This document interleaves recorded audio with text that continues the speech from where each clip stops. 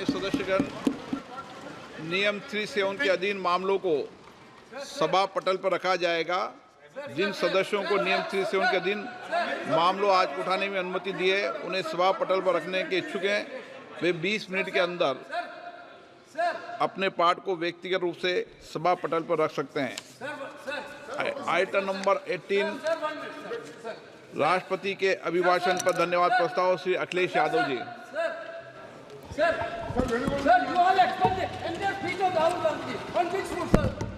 Sir, how can you explain the speech? It is very You are not even touch the. Chair has to do. Sir, Anurag Thakur has given entire speech. There is no touch on his speech. Only Rahul Gandhi's speech was expunged. Why, sir? Why, sir? Why, sir, expunged? Why, sir? मैं अध्यक्ष जी श्री अखिलेश यादव जी, मैं अध्यक्ष जी का धन्यवाद देना चाहता हूँ।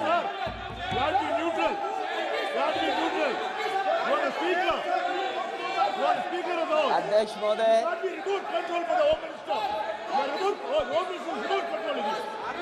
अध्यक्ष महोदय, अखिलेश यादव अध्यक्ष जी, महोदय, अध्यक्ष महोदय, मैं सबसे पहले आपका धन्यवाद देना चाहता हूं कि आपने मुझे अपनी पार्टी की तरफ से राष्ट्रपति जी के भाषण बोलने का मौका दिया है। अध्यक्ष जी, सत्ता पक्ष और विपक्ष दोनों लगातार अपनी बात रख रहे हैं। मैं सबसे पहले अध्यक्ष जी आपको और आपके साथ साथ सभी चुने हुए सांसदों को मैं बधाई और शुभकामनाएं देना चाहता हूं। साथ ही साथ मैं सबसे पहले देश के उन सभी समझदार और ईमानदार मतदाताओं को धन्यवाद जिन्होंने लोकतंत्र को एक तंत्र बनाने से रोका।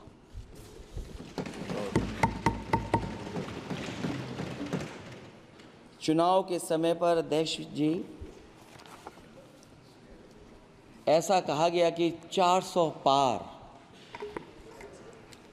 मैं समझदार जनता को फिर एक बार धन्यवाद दूंगा और मैं कुछ कहना चाहता हूं कि आवाम ने तोड़ दिया हुकूमत का गुरूर, दरबार तो लगा है पड़ा गमगीन में बेनूर है पर। अध्यक्ष महोदय, दरबार तो लगा है पर बड़ा गमगीन बेनूर है और पहली बार ऐसा लग रहा है हारी हुई सरकार विराजमान है।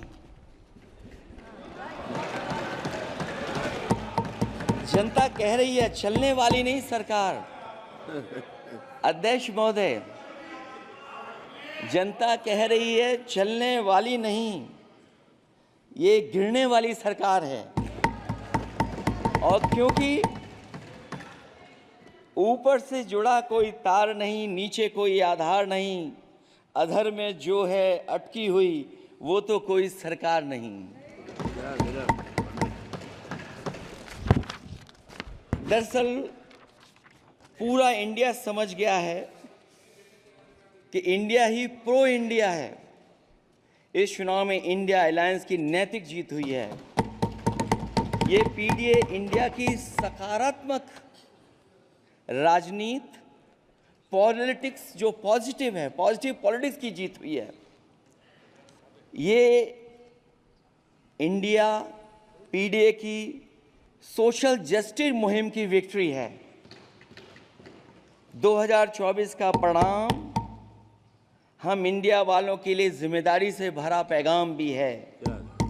और अगर हम यूँ कहें अध्यक्ष महोदय कि 15 अगस्त 1947 अगर उपनिवेशिक राजनीति से आज़ादी का दिन था तो 4 जून 2024 देश के लिए सांप्रदायिक राजनीति से आज़ादी का दिन रहा। ये सांप्रदायिक राजनीति के अंत और सामुदायिक राजनीति की शुरुआत है। जहां सांप्रदायिक राजनीति का अंत हुआ है, वहीं सामुदायिक राजनीति की शुरुआत हुई है। सबसे अच्छी बात हुई ये है कि इस चुनाव में सांप्रदायिक राजनीति की हमेशा के लिए हार हो गई है। अध्यक्ष महोदय, कहने को सरकार ये कहती है कि ये 5th लार्जेस्ट इकोनॉमी बन गई है और जीडीपी के मामले में 5th वर्ल्ड की इकोनॉमी बन गई है। लेकिन अध्यक्ष मोदी, ये सरकार क्यों छिपाती है कि अगर ये हमारी सबसे लार्जेस्ट इकोनॉमी, अगर हम 5वें नंबर पर हैं, तो हमारे देश की पर कैपिटा इनकम, प्रति व्यक्ति आय हमारे किस स्थान पर पहुंची है।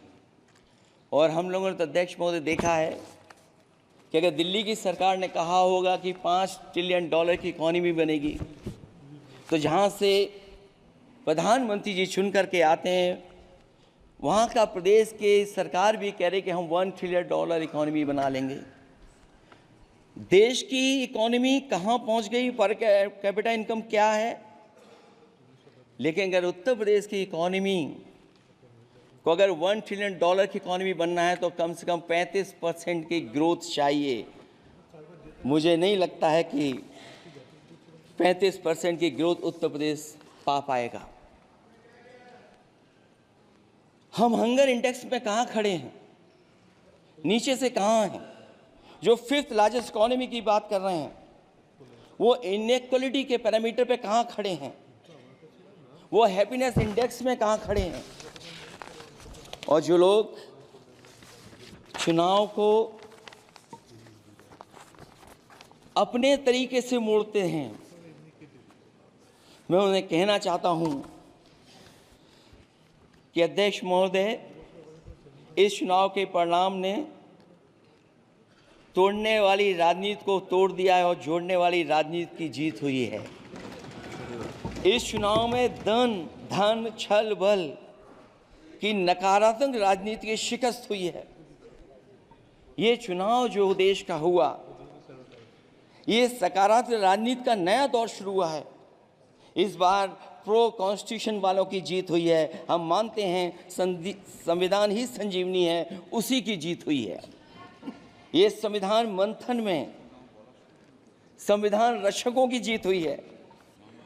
अब ऊपर से नीचे की राजनीति का अंत हो गया है। अब नीचे से जो समाज की जो आवाज़ उठेगी, वही राजनीति का आधार बनेगी। मैं कहना चाहता हूं कि देश किसी की व्यक्तिगत महत्वाकांक्षा से नहीं, जन आकांक्षा से चलेगा। मतलब अब मनमर्जी नहीं, जनमर्जी चलेगी।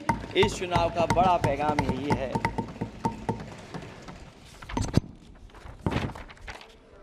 अध्यक्ष महोदय, बहुत सी बातें हुई हैं। अगर उत्तर प्रदेश की बात न हो,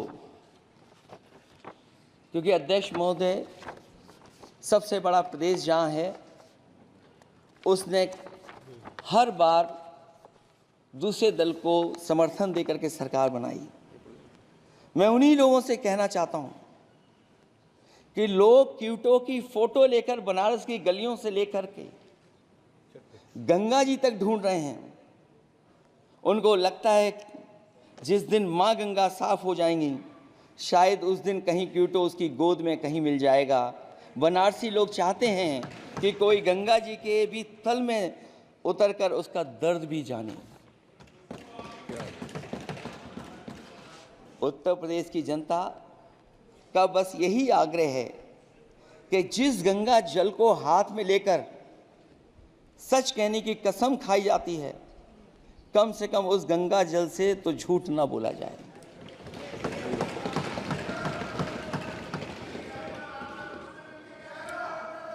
जहां विकास के नाम पर खरबों रुपए की लूट का राज खोलते भ्रष्टाचार के गड्ढे प्रदेश का नाम खराब कर रहे हैं, वहीं पहली बारिश में ही टपकती हुई छत और गिर चुकी स्टेशन की दीवार बेईमानी की निशानी बन गई है। अध्यक्ष महोदय, विकास का ढिढोरा पीटने वाले इस विनाश की जिम्मेदारी कब लेंगे? और रही सच्चे विकास की बात, तो हमने जो सड़क बनाई उस पर हवाई जहाज उतरे थे, और उत्तर प्रदेश की मुख्य नगरी में सड़कों पर नाव उतरी हैं और अभी बारिश और हो जाएगी तो नाव से भी चलना पड़ेगा। यही स्मार्ट सिटी के जुमले का भी हाल है। न तो जाम से छुटकारा मिला, न बुनियादी सुविधाओं से कोई निजात मिली, न कोई बुनियादी सुविधाएं मिल पाई हैं। मुझे याद है अध्यक्ष महोदय, देश के प्रधान सांसद जी ने अनाथ पशुओं के बारे में बहुत कुछ कहा था। अनाथ पशुओं की समस्या से छुटकारा दिलवाने के लिए का वादा किया हुआ, लेकिन कई चुनाव बीत गए हैं, अभी तक गन्ने का भुगतान 2 हफ्ते का वचन जो दिया था, कहां दिया था? अब तो वचन देने वाले को भी याद नहीं है। हर बात को जुमला बना देने वाले लोगों के ऊपर से जनता का भरोसा उठ गया है। इसीलिए बहुमत की सरकार नहीं है, ये सहयोग से चलने वाली सरकार है। डबल इंजन के नाम पर उत्तर प्रदेश को टकराहट के सिवा कुछ हासिल नहीं हुआ है। उत्तर प्रदेश में प्रभुत्व की लड़ाई 2 लोगों को आपस में लड़ा रही है, लेकिन उसकी मार जनता को सता रही है। पिछले 10 सालों की उपलब्धि बस इतनी रही कि एक शिक्षा परीक्षा माफिया का जन्म हुआ। अध्यक्ष महोदय, जिस समय चुनाव में थे और उत्तर प्रदेश में वो हालात देखे हैं कि नौजवान जब भी तैयारी कर करके जाता था और परीक्षा दे करके लौटता था तो उसको पता लगता था कि पेपर लीक हो गया। और उत्तर प्रदेश में केवल एक पेपर लीक नहीं हुआ है, जितनी भी परीक्षाएं हुई हैं सब पेपर लीक हुए हैं। केवल उत्तर प्रदेश ही नहीं, मैं माननीय सांसद की तरफ से सुन रहा था, कई ऐसे प्रदेश हैं जहां पर परीक्षाएं देने तो बच्चे गए, लेकिन वहां भी पेपर लीक हो गया। और अभी जब 4 जून को रिजल्ट आया, उसके बाद जो बात उठी है, देश की सबसे प्रेस्टिजियस परीक्षा, उसका भी पेपर लीक हो गया। और आखिरकार ये पेपर लीक हो क्यों रहा है? सच्चाई तो ये है कि ये सरकार पेपर लीक इसलिए करा रही है कि सरकार नौकरी नहीं देना चाहती, रोजगार नहीं देना चाहती, उन नौजवानों का भविष्य नहीं बनने देना चाहती। पिछले 10 सालों की उपलब्धि बस इतनी रही है कि एक शिक्षा परीक्षा माफिया का जन्म हुआ है, जिसने तथाकथित अमृत काल में युवाओं के भविष्य की आशाओं को ही जहर दे दिया है। जो सरकार उम्मीद को मार दे, वरना तो वर्तमान को सुधार सकती है, न भविष्य को संवार सकती है। सरकार आशा का प्रतीक होनी चाहिए, निराशा का नहीं। जनता चाहती कि हर समस्या के लिए बीते कल की को जिम्मेदार ठहराने के बहाने को सरकार छोड़े और आने वाले कल की बात करे। अगले 1000 साल के झूठे सपने दिखाने वाले अगले महीने होने वाली परीक्षाओं के लीक न होने की गारंटी कब लेंगे? जनता अब न तो किसी बहकावे में आएगी और न किसी के बहलावे फुसलावे में आएगी। जो लोग कहते हैं कि अमृत काल की बात करने वाले जनता का जागरण काल आ गया है। आज इस सदन में नए राजनीतिक जागरण के अनेक प्रतिनिधि बैठे हैं। अब जब बात होगी तो सच्ची बात होगी और जनता को पूरी सच्चाई के साथ हम लोग अपनी जिम्मेदारी के साथ बात रखेंगे।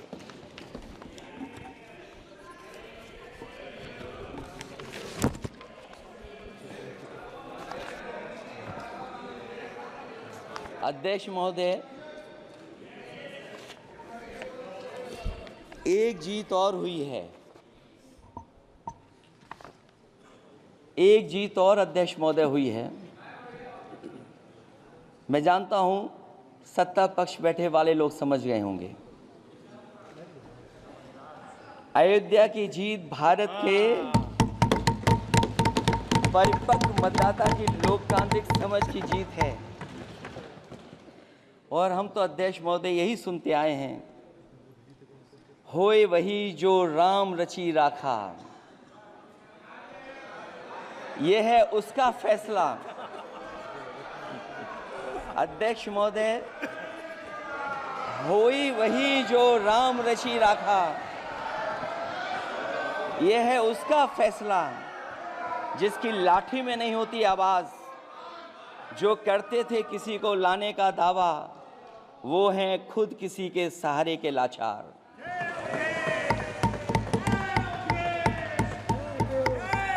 अध्यक्ष महोदय, मैं फिर कह देना चाहता हूं, होई वही जो राम रचि राखा, यह है उसका फैसला जिसकी लाठी में नहीं होती आवाज।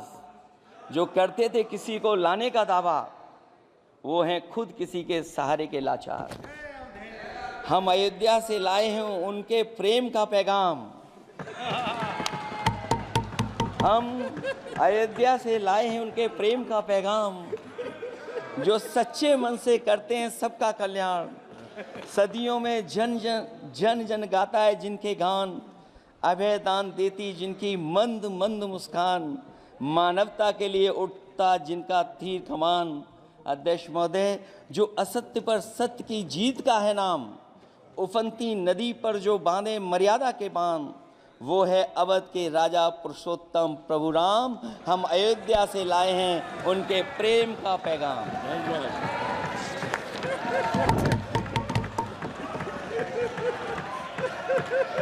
अध्यक्ष महोदय,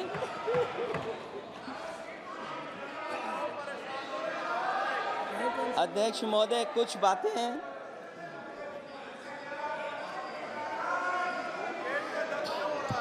अध्यक्ष महोदय, कुछ बातें समय और काल से परे होती हैं, इसलिए आज यहाँ उत्तर प्रदेश के सदन में पढ़ा गया एक शेर याद आ गया, जो तब सही था अब और सही साबित हो रहा है। इजाजत हो अध्यक्ष जी तो मैं अर्ज करूं। हजूरे आला आज तक खामोश बैठे इसी गम में, हजूरे आला आज तक खामोश बैठे हैं इसी गम में। महफिल लूट ले गया कोई जबकि सजाई हमने। योगी जी के लिए, योगी जी के लिए।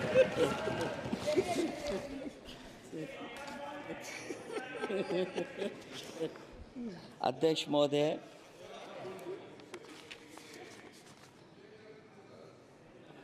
मैं मॉडल ऑफ कंडक्ट जब चुनाव हुआ, लागू हुआ, उस समय मैंने देखा कि कुछ लोगों पर मेहरबान रही सरकार और कमीशन भी। कई, मैं बहुत डिटेल में नहीं जाना चाहता हूं अध्यक्ष महोदय, लेकिन कहीं ना कहीं प्रश्न उस संस्था पे भी लगा है, और अगर उस संस्था पर प्रश्न लगा है तो लगाने वाली सरकार की वजह से लगा है। इसलिए अगर निष्पक्ष होगी वो संस्था तो न केवल हमारा लोकतंत्र स्वस्थ होगा, बल्कि हमारे लोकतंत्र और मजबूत दुनिया में दिखाई देगा। अध्यक्ष महोदय, ईवीएम पे मुझे कल भी भरोसा नहीं था, आज भी नहीं भरोसा। मैं 80 के 80 सीट जीत जाऊं तब भी नहीं भरोसा।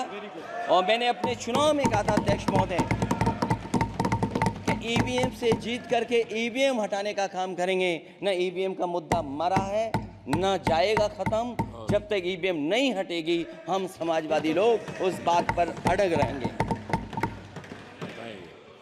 उत्तर प्रदेश अध्यक्ष महोदय वो प्रदेश है जिसने सरकार बीजेपी की बनवाई, एक बार नहीं 2 बार बनवाई, और उसी उत्तर प्रदेश के साथ कितना बड़ा भेदभाव, उत्तर प्रदेश के साथ बड़ा भेदभाव।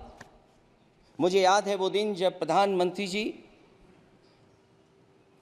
एयरफोर्स के सबसे भारी वाहन हवाई जहाज से उतरे थे सड़क पर। वो अलग बात है कि उस प्रदेश के मुख्यमंत्री उनके साथ नहीं बैठ पाए थे, लेकिन वो एक्सप्रेसवे जो बना था और आज भी जो उत्तर प्रदेश में बन रहे हैं वो उत्तर प्रदेश के बजट से बन रहे हैं। लेकिन दिल्ली की तरफ से कोई एक्सप्रेसवे अभी नहीं दिया गया है। न केवल इंफ्रास्ट्रक्चर में भेदभाव हुआ है, बल्कि हमें याद है कि प्रधानमंत्री जी ने बड़े पैमाने पे गांव गोद लिए थे। और सोचिए, अगर देश के प्रधान सांसद अगर किसी गांव को गोद ले लें और उस गांव की तस्वीर न बदले, तो शायद मैं नहीं समझता हूं कि किसी गांव की तस्वीर 10 साल में बदली होगी। मुझे वो गांव जिसको उन्होंने गोद लिया,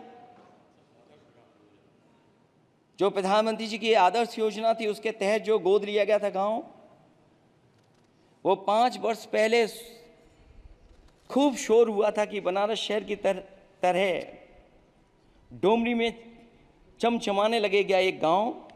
हकीकत में कुछ नहीं हुआ। उसकी दुर्दशा वैसी की वैसी है, जैसे था गांव वैसा ही का वैसा है।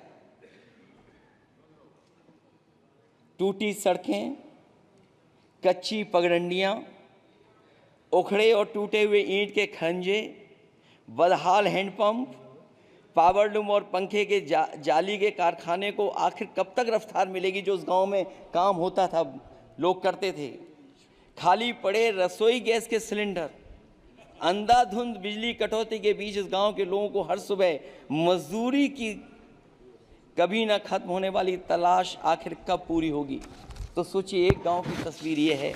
जो गांव कभी गोद लिया गया था, उस गांव की भी तस्वीर नहीं सुधर पाई है। जो भाजपा के स्मार्ट सिटी के झूठे सपने में गांव के लिए कोई जगह नहीं है। अपने गांव गोद लेने की जो बात कही थी, क्या वो भी जुमला था अध्यक्ष जी? पता नहीं जिस गांव को गोद लिया था उसका नाम भी किसी को याद है कि नहीं। मैं नाम पूछ करके किसी को शर्मिंदा नहीं करूंगा, क्योंकि अगर नाम याद है तो ये तो और भी बुरी बात है कि अपने नाम याद रखने के बावजूद भी कुछ नहीं किया। जिसे गोद लिया जाता है उसे अनाथ बनाकर छोड़ देना अच्छी बात नहीं है। और अगर तस्वीर अध्यक्ष महोदय बदली हो 10 साल में उन तमाम गोद लिए हुए गांवों की, तो मैं सत्ता पक्ष के लोगों से कहूंगा जरूर इस सदन में बात रखें, जरूर बताएं आप। जो बात कभी अध्यक्ष महोदय कास्ट सेंसस की उठी थी, हम उस कास्ट सेंसस के पक्ष में हैं कि बिना कास्ट सेंसस के सामाजिक न्याय संभव नहीं है। सबको हक दिला पाना मुश्किल है। अध्यक्ष महोदय, राष्ट्रपति जी के अभिभाषण में अग्निवीर को लेकर के जो चिंता विपक्ष की थी और देश के नौजवानों की थी, वो चिंता वैसी की वैसी बनी है। अध्यक्ष महोदय, मैं ये कहना चाहता हूँ, मैं खुद मिलिट्री स्कूल से पढ़ा हूँ। मेरे साथ के बहुत बड़े पैमाने पे लोग फौज में हैं। मैंने समय समय पे जो मेरे साथ पढ़े जो सीनियर थे उनसे भी जानकारी हासिल की है। बड़े बड़े ऑफिसर से मैंने पूछा है, वो शायद आपको न बता पाएँ, लेकिन दबी जुबान में उन्होंने कहा है कि देश की सुरक्षा के साथ अग्निवीर जैसी व्यवस्था लागू करने से समझौता हो रहा है। अध्यक्ष महोदय, किसी भी देश की सबसे बड़ी प्राथमिकता अगर कोई है तो वो देश की सीमाओं की सुरक्षा है। अग्निवीर जैसी व्यवस्था से कभी संभव नहीं है। अध्यक्ष महोदय, हम अग्निवीर व्यवस्था को कभी स्वीकार नहीं कर सकते हैं। आज नहीं कल, कल नहीं बाद में, जब कभी भी सत्ता में इंडिया गठबंधन आएगा, अग्निवीर व्यवस्था हमेशा हमेशा के लिए खत्म हो जाएगी। अध्यक्ष महोदय, जिन्होंने कहा कि हम आय किसानों की दोगुनी कर देंगे, आज किसान पूरा देश का देख रहा है कि उसकी आय कहाँ दोगुनी हो गई। और जिस तरह महंगाई बढ़ी है, सरकार बताए कि महंगाई इस बढ़ने पे उसकी आय कितनी होनी चाहिए।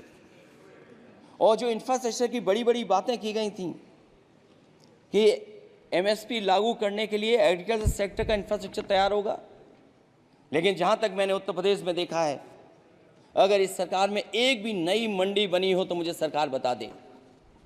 अध्यक्ष महोदय, जो इंफ्रास्ट्रक्चर एग्रीकल्चर सेक्टर में बनाने की बड़ी बात कही थी, अगर सरकार की तरफ से एक भी मंडी 10 साल में बनी हो तो ज़रूर सरकार बताए।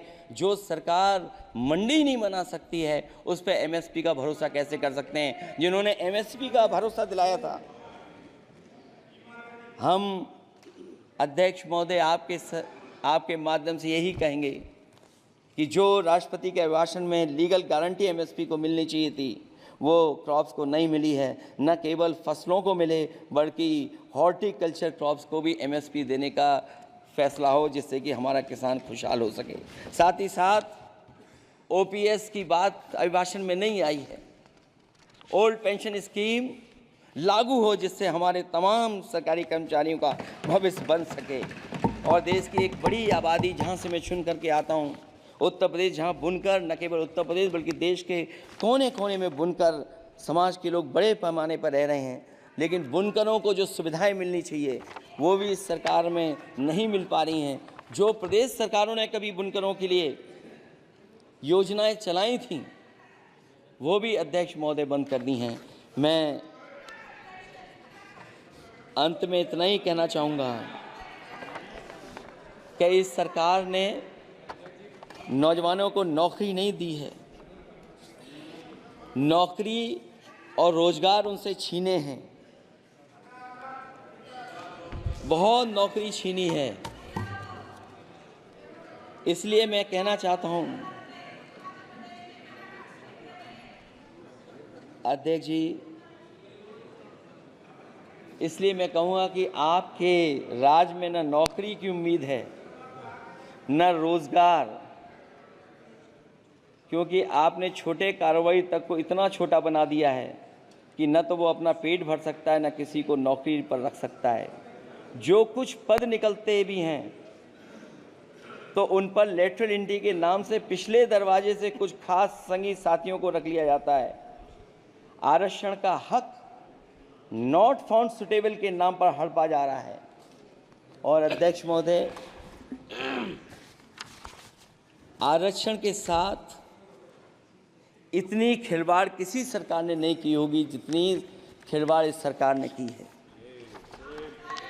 जहां सरकारी नौकरियां नहीं दी जा रही हैं, और सरकारी नौकरियां इसलिए नहीं दी जा रही हैं क्योंकि उन्हें आरक्षण देना पड़ेगा।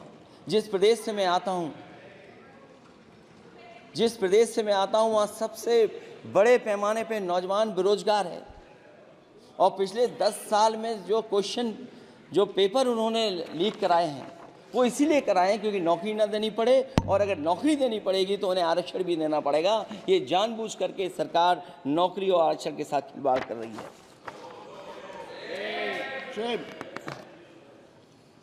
मैं अध्यक्ष महोदय अंत में इतना ही कहना चाहता हूं, आशा है ये सरकार तब तक चलेगी तब तक उसके केंद्र में इस देश का हर एक गरीब, शोषित, वंचित, पीड़ित, पिछड़ा, दलित, अल्पसंख्यक, आदिवासी, महिला, युवा, छोटा कारोबारी, ईमानदार, नौकरी पेशा, आम आदमी और कर्मचारी अधिकारी, मजदूर और किसान होगा, ना कि धनवान होगा। और शासन के आधार पर संविधान होगा। वह जुमलों की जगह सच में महंगाई, बेरोजगारी, भ्रष्टाचार, गरीबी, भुखमरी, सांप्रदायिक हिंसा, दलित व महिला उत्पीड़न, सामाजिक अन्याय जैसे मूलभूत मुद्दों का समाधान होगा।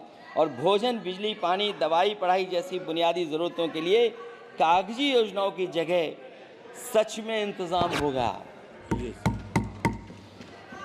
मैं एक बार फिर उत्तर प्रदेश की समझदार जनता द्वारा सबसे बड़ी पार्टी चुने जाने के साथ साथ इंडिया गठबंधन समाजवादी पार्टी और कांग्रेस को सबसे ज़्यादा सीटें जिताई, उसके लिए मैं उत्तर प्रदेश की जनता को